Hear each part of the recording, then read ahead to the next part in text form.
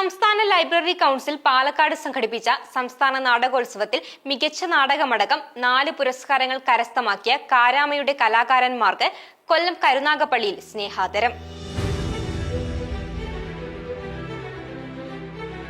Karunagappally taluk library കൗൺസിലാണ് കാരാമയുടെ അരങ്ങിലും അണിയറയിലും പ്രവർത്തിച്ച വവ്വാക്കാവ് യൗവന ഗ്രന്ഥശാലയിലെ കലാകാരന്മാരെ ആദരിച്ചത്.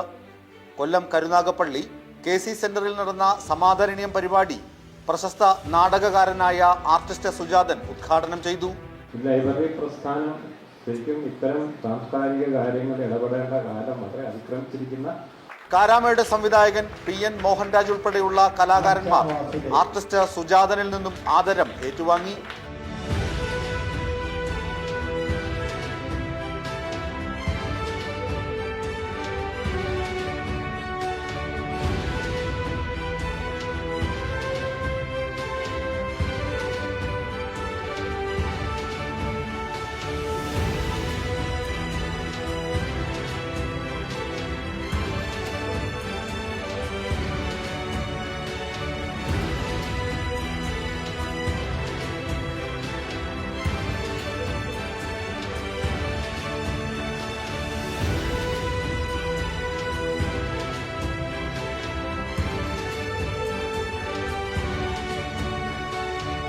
ചടങ്ങിൽ കൊല്ലം ജില്ലയിലെ പ്രമുഖ നാടകകാരൻ PJ ഉണ്ണികൃഷ്ണൻ, യുവ നാടകകാരൻ അമ്മാസ് S ശേഖർ, തുടർച്ചയായി 5 തവണ നാടക പിന്നണി ഗായികയ്ക്കുള്ള സംസ്ഥാന പുരസ്കാരം ലഭിച്ച ശുഭ രഘുനാഥ് എന്നിവരെ ആദരിച്ചു.